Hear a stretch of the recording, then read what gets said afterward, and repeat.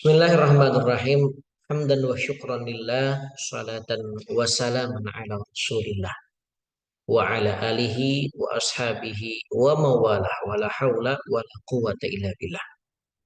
Teman-teman mahasiswa dan mahasiswi yang saya banggakan, yang senantiasa saya doakan, mudah-mudahan kalian ada dalam keberkahan dan kesehatan serta hidayah dari Allah Subhanahu wa taala. Bertemu lagi, berjumpa lagi pada edisi perkuliahan kali ini, mata kuliah agama dan etika, yaitu pembahasan nomor ke-13, kebudayaan dan akulturasi budaya Islam di Nusantara.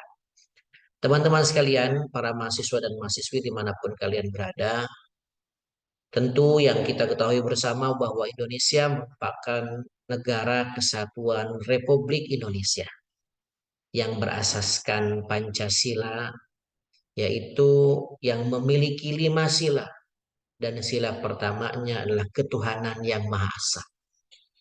Artinya dari situ kita sadar betul bahwa semua anak bangsa memiliki Tuhan, mempercayai adanya Tuhan, termasuk kita orang Muslim, orang yang beriman kepada Allah Subhanahu wa Ta'ala.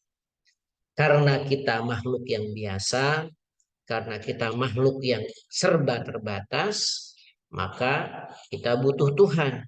Dalam konteks kita sebagai seorang muslim, kita butuh kepada Allah Subhanahu wa taala. Kita meyakini bahwa Allah Tuhan segalanya, Tuhan yang menciptakan, Tuhan yang mengatur alam jagat raya ini, dan Tuhan juga yang mengatur kita semua. Di Indonesia banyak sekali agama, ya, yang dianut oleh masyarakat dan warganya, ya, karena tentunya dalam Undang-Undang Dasar Negara Republik Indonesia setiap rakyat dan bangsa diberikan hak pribadi untuk memilih atau menganut ajaran agamanya sesuai dengan kepercayaan masing-masing, ya, termasuk hari ini Indonesia telah menetapkan agama Islam, Kristen, Katolik, Hindu, Buddha, Konghucu sebagai agama yang resmi yang boleh beredar dan dianut oleh warga masyarakat Indonesia.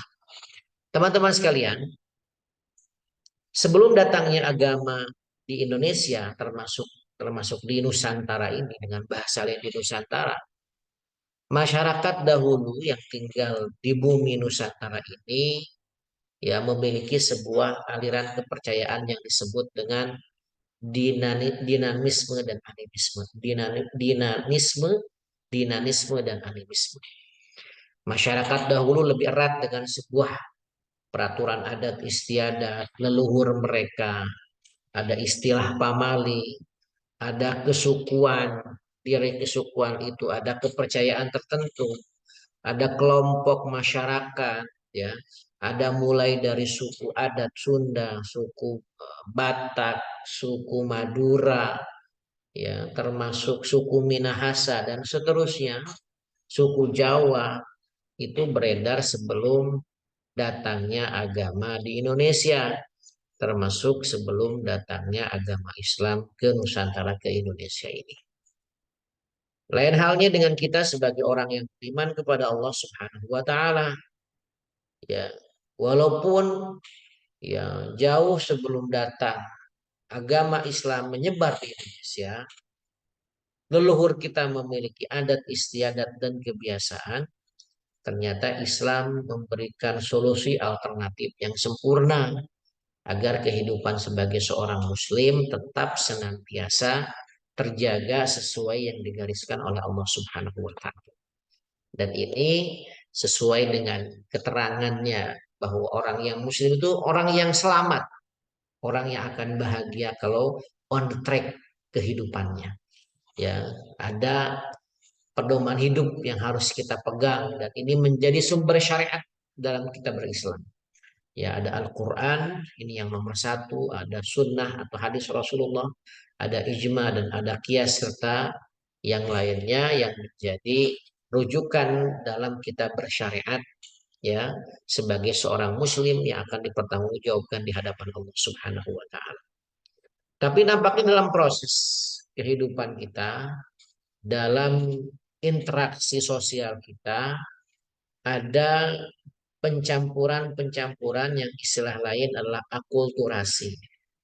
Ya, apa itu akulturasi? Akulturasi menurut KBBI kita adalah pencampuran dua budaya. Pencampuran dua budaya atau lebih yang saling bertemu dan saling mempengaruhi. Jadi pencampuran dua budaya. Itu disebut akulturasi. Ya, menurut Deddy Mulyadi, ya, adalah sebuah proses sosial yang timbul apabila suatu kelompok masyarakat dengan sebuah budaya tertentu dihadapkan dengan unsur-unsur budaya yang baru, budaya yang asing, yang diterima dan diolah ke dalam budaya-budaya tersendiri sampai akhirnya melahirkan kekhasan budaya masing-masing, tanpa tentunya menyebabkan hilangnya kepribadian dari kebudayaan itu sendiri. Jadi memang kesimpulannya akulturasi itu pencampuran dua atau lebih kebudayaan, ya, kebudayaan yang ada di atas muka bumi ini. Nah, teman-teman sekalian, memang kalau berbicara kebudayaan, ya pasti budaya. Budaya itu adalah erat kaitannya dengan budi dan akal manusia. Budaya merupakan pola atau cara hidup yang terus berkembang oleh sekelompok orang dan diturunkan pada generasi berikutnya. Ada bahasa leluhur. Kalau di Sunda ada istilahnya eh, pamali gitu ya. Cekolot baheula. Itu kan generasi turun turun. Ya, maka kalau di Islam ada yang namanya syariat. Syariat itu adalah hukum agama yang menetapkan peraturan hidup. Ya, hubungan manusia dengan Allah, hubungan manusia dengan manusia, hubungan manusia dengan makhluk yang lain, termasuk hubungan manusia dengan alam semesta. Itu yang disebut dengan syariat. Nah, teman-teman sekalian, bagaimana akulturasi Islam di Nusantara ini? Ya, ternyata kalau dilihat dari sisi sejarah atau historisnya, akulturasi budaya ini berasal ketika asal muasal Islam masuk ke Nusantara, ya, yang dibawa oleh para wali-wali. Ya, para yang kita terkenal di Jawa itu adalah Wali Songo, ya, Wali Sembilan. Mereka mendakwahkan Islam dengan cara memadukan kebudayaan di daerah setempat. Ya, di antaranya ada Sunan Kalijaga. Sunan Kalijogo yang kemudian eh, waktu itu, ya, menerapkan ataupun membuat konser kalau hari ini pewayangan, kemudian setiap orang yang menonton, orang yang masuk, kemudian dia harus mengucapkan syahadat. Ini juga akulturasi budaya. Ada lagi hari ini kita saksikan ada kemudian arsitek-arsitek masjid gaya kuno, ya kan? Arsitek-arsitek masjid gaya kuno. Ya, seperti di belakang saya ini kan Masjid Kudus, ya, yang luar biasa, yang terlihatnya seperti tempat ibadah agama lain, tapi ternyata ini adalah sebuah bangunan masjid. Di mana tempatnya, ada yang tahu di belakang saya? Nah, ya, di background belakang saya. Kemudian juga ada beberapa yang relief, ya, seni lukis, kemudian kaligrafi Al-Quran. Itu juga banyak bersumber dari akulturasi, perpaduan budaya antara Islam dengan budaya setempat yang ada. Nah, termasuk teman-teman sekalian, hari ini diantaranya adalah ada beberapa case dalam bab, misalkan contoh tahlil setelah orang wafat. Itu merupakan akulturasi budaya. Secara praktek, walaupun intinya ketika mendoakan yang wafat atau istilah fikihnya ihda tsawab, menghadiahkan pahala bagi orang yang meninggal dari orang yang hidup, ini menjadi perdebatan para ulama. Ya, ada perdebatan para alim ulama, perdebatan para fuqaha, perdebatan para kudama ulama kita terdahulu. Tapi secara umum ya mereka secara jumhur mereka mensepakati bolehnya mengirimkan pahala kebaikan kepada orang yang wafat. Maka ada istilah tahlil. Kalau tahlil itu secara letterlek bahasa artinya kan mengucapkan la ilaha illallah. Mengucapkan la ilaha illallah. Mengucapkan la ilaha tahlil. Kemudian dibaca oleh orang-orang kaum muslimin hari ini yang keluarganya wafat. Tahlil ada yang 3 harian, 7 harian, 40 harian, 1 tahunan dan seterusnya. Itu walaupun secara prakteknya adalah bagian akulturasi budaya, ada yang mengatakan demikian, tapi pada prinsipnya itu prakteknya adalah praktek Islam yang insya Allah tidak akan bertentangan dengan syariat. Ya, karena merupakan bagian daripada tidak keluar dari pemahaman pemahaman Islam. Lain cerita dengan akulturasi budaya keislaman. Misalkan mereka mengatasnamakan ulama kemudian melempari sesajen ya, ke laut ya, kepala kerbau atau kepala sapi dengan harapan supaya apa? Supaya eh, misalkan nelayannya selamat. Orang yang mencari ikannya mendapatkan ikan yang banyak.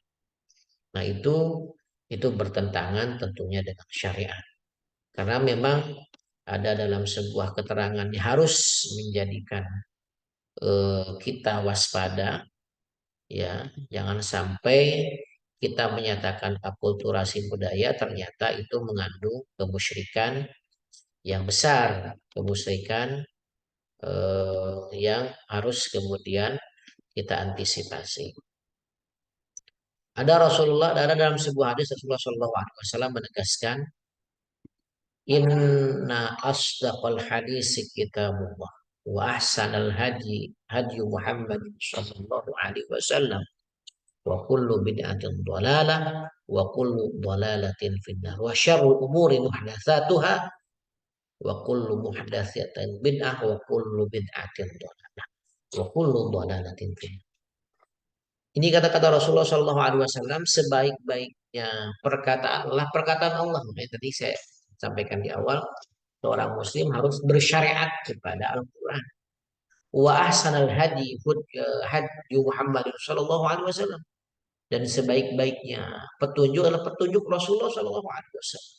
Dan setiap perkara yang baru yang berkaitan dengan akidah, berkaitan dengan bertentangan dengan hal-hal yang diajarkan Quran dan Sunnah, itu semuanya bid'ah, dan bid'ah itu sesat, dan sesat itu ada dalam nerakanya Allah Subhanahu wa Ta'ala. Maka jangan sampai ya kita kemudian memudahkan kulturasi, kemudian kita mudah untuk mengamalkan, padahal itu bagian daripada TBC. Tahu TBC? Ya, TBC yang khurafat eh, apa TBC itu eh, ya apa TBC itu, nah ini TBC itu adalah